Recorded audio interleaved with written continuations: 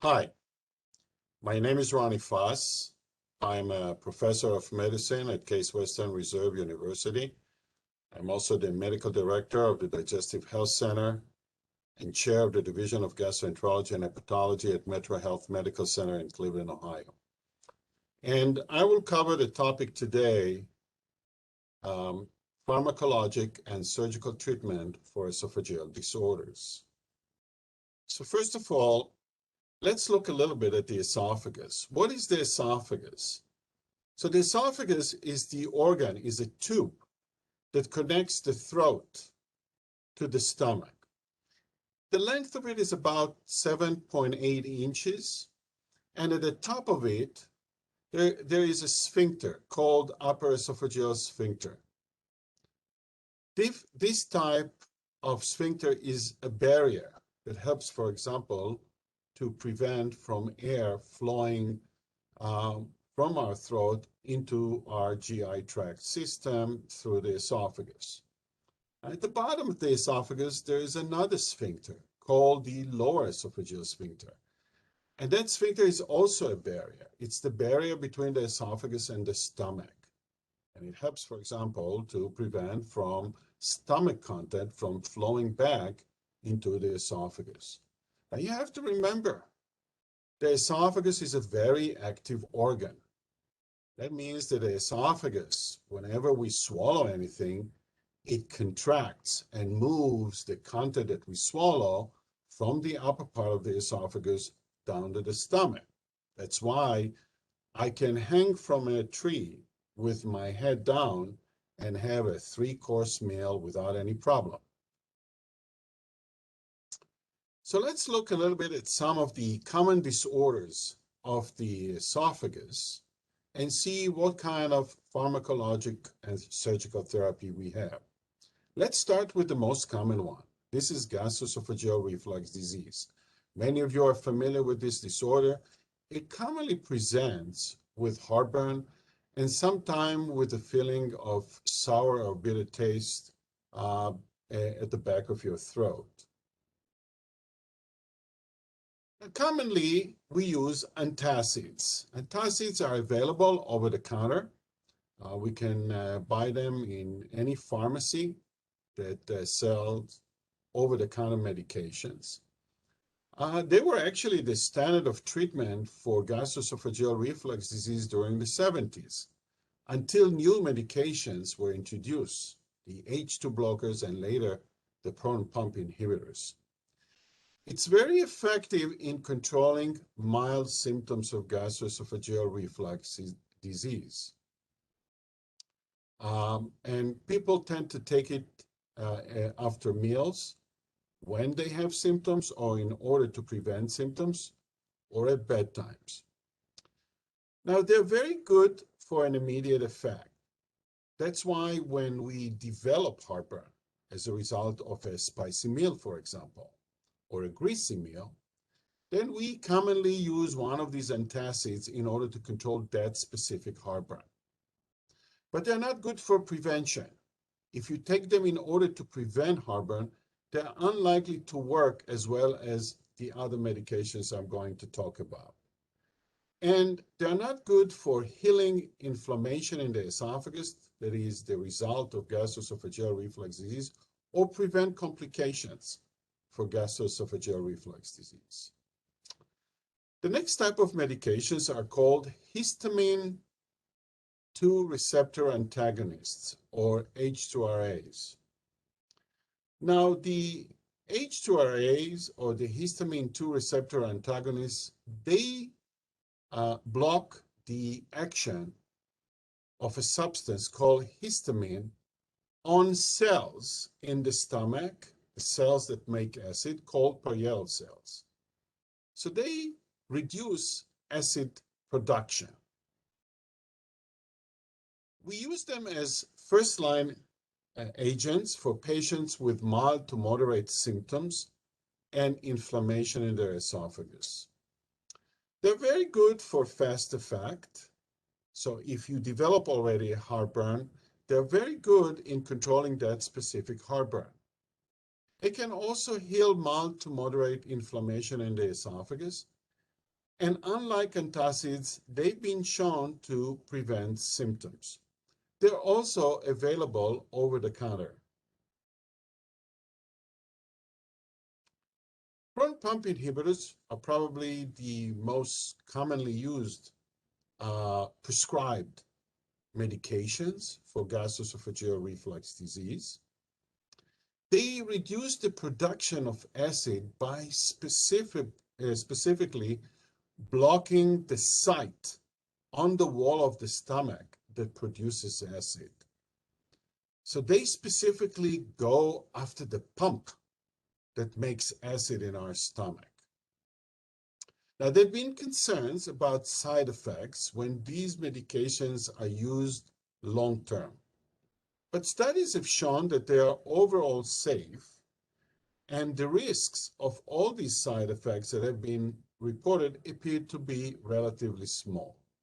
But at the end of the day, they should be used for the right indication and in the lowest dose that control their symptoms.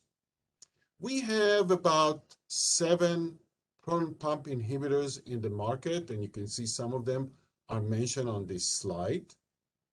They consider to be the best medications for symptom control and for healing esophageal inflammation. Doesn't matter what the severity of that inflammation. They're also very good in preventing symptoms, preventing inflammation, and preventing complications from gastroesophageal reflux disease. In fact, they've changed completely the landscape of complications that we used to see as a result of long-term gastroesophageal reflux disease. Now, what about surgery for gastroesophageal reflux disease? These type of surgeries are called fundoplication. And we have some of them that are full fundoplication and others what are called partial fundoplications. Now, what is fundoplication? As you can see on the left side, they take the upper part of the stomach and they wrap it around the lower part of the esophagus. That's called fundoplication. And obviously, how tight it's going to be determine if it's a full or partial fundoplication. The purpose of the fundoplication is truly to bolster the lower esophageal sphincter effect or the effect of the barrier between the esophagus and the stomach.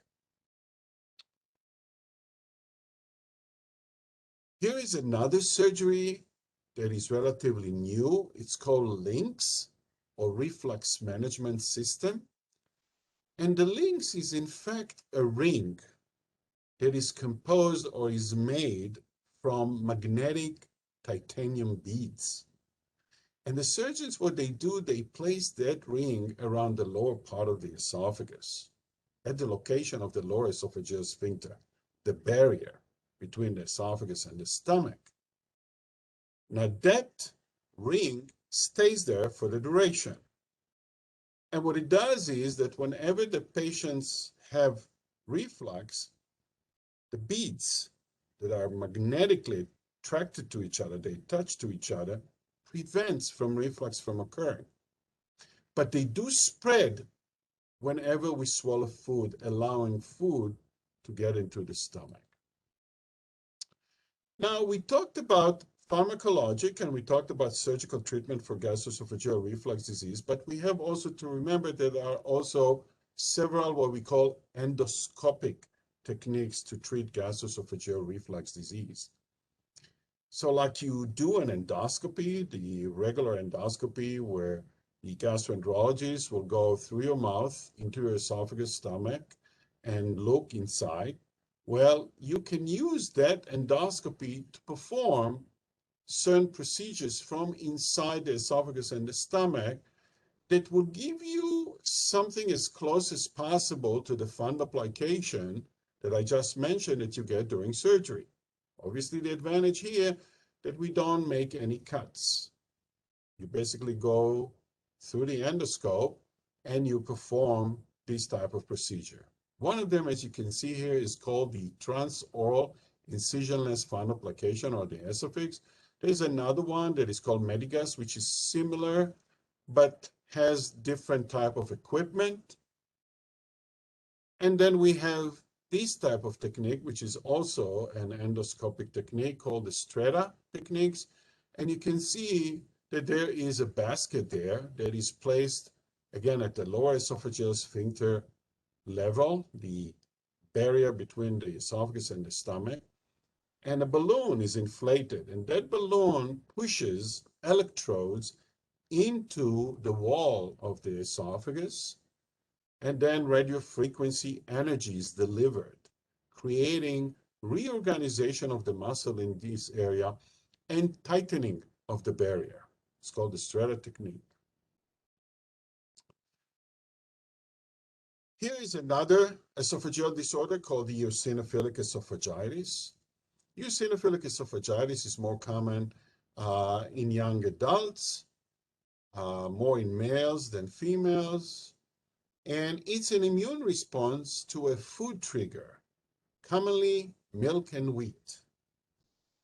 As a result of this immune response to a food trigger, certain blood cells called eosinophils are moving from the blood vessels into the wall of the esophagus and creating local inflammation. That inflammation may lead eventually to changes in the esophageal structure, resulting in swallowing problems. So the treatment for this patient would be elimination diets, where you're trying to remove the certain type of food that the patient is allergic to. The most common ones by far are milk and wheat. Another way to treat these patients is to use acid suppression medication, like the proton pump inhibitors or the PPIs that I mentioned for gastroesophageal reflux disease. They can improve symptoms in about half of the patients. You can use steroids, topical steroids. The common ones are fluticasone and budesonide. And then in patients that develop eventually narrowing as a result of this inflammation, then they may need dilation of the esophagus, stretching of the esophagus in order to improve their swallowing abnormalities. Now we'll talk about disorders of esophageal function or disorders of esophageal motility. And these disorders actually affect the esophagus itself, the esophageal body, or the barrier between the esophagus and the stomach. As I mentioned, the esophagus is an active organ. It's not a passive organ. And so whenever we swallow anything, it creates contractions in the esophagus that help to push whatever we swallowed, food, liquids, into the stomach. And so I'm going to talk about 3 types of disorders of esophageal function. One of them is esophageal hypomotility disorders. These are disorders where the function of the esophageal body is weak or absent, or the barrier, the function of the barrier between the esophagus and the stomach is weak or absent. Treatment for this.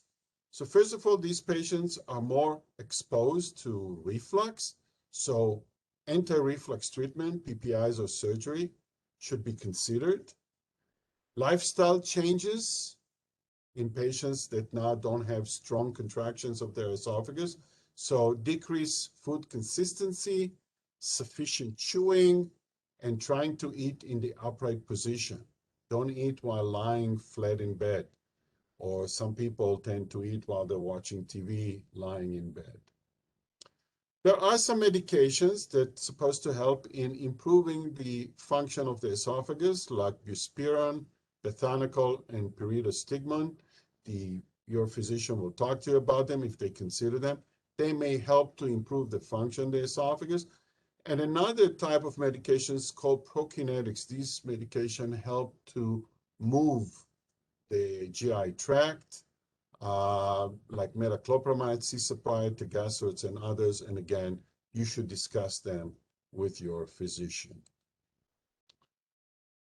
There are others, disorders of esophageal function, like esophageal hypermotility disorders. So patients that have esophageal spasm or strong contractions of the esophageal body, really the opposite of the other disorders. Also, anti-reflux treatment should be considered in these patients because sometimes it's reflux that generate those spasms or strong contractions. So PPIs or surgery should be considered. Lifestyle changes, trying kind of to relax the esophagus, the muscle of the esophagus, using warm water with meals, not hot, warm water like tea or just regular water, which you warm. Avoid ice, cold, and carbonated beverages, which may trigger spasms. Use medications that are considered to be muscle relaxants, like peppermint oil solution, calcium channel blockers, nitrates, and even sildenafil, which is a Viagra. In some of the patients, we may need to do Botox injections. Yes, we do Botox injections in the esophagus. In this case, we will do that in the lower part of the esophagus. And sometimes this patient may need surgery that helps to loosen the muscle. And so there's not going to be spasms or strong contractions, which cause patients pain or swallowing abnormalities. Another important disorder of esophageal function is achalasia. And achalasia is a very interesting disorder. We don't know what causes it in most of the patients, and it's lack of normal contraction of the esophagus, and the sphincter, the barrier between the esophagus and the stomach, does not relax when food reaches there, so it's always tight. And so it's also lack of relaxation of the lower esophageal sphincter due to damage to the nerves that innervate the esophagus. So how do we treat these patients? Usually we're looking at more definitive treatment, but in some patients that we cannot give them definitive treatment, maybe because they have many other medical problems, then we can use muscle relaxants. I mentioned them already before, like calcium channel blockers, nitrates, sildenafil. And in this situation, also some that called anticholinergics or antispasmodics, like one of them that is mentioned here, like dicyclamine. We can do Botox injection in these patients, again, in those that are not candidate for a more aggressive or definitive treatment, patients that have a lot of underlying severe medical problems. The three definitive interventions are the ones that are mentioned here, like pneumatic dilation, which I'll show you a picture of that, POEM, peroral endoscopic myotomy, that I will show you a picture of that, or surgery. The surgery is called helemyotomy with door fundoplication. And what they do is they make a cut through the muscle, the lower part of the esophagus muscle, and then through the sphincter, the lower esophageal sphincter, into the upper part of the stomach. That helps to eliminate the barrier effect between the esophagus and the stomach. So then food can easily move from the esophagus into the stomach in these patients.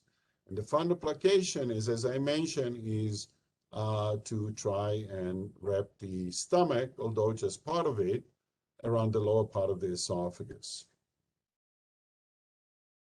This is the pneumatic dilation that I mentioned, and what they do here is they put a balloon. You can see here the balloon that is placed in the area where there is the barrier, the lower esophageal sphincter, the barrier between the esophagus and the stomach.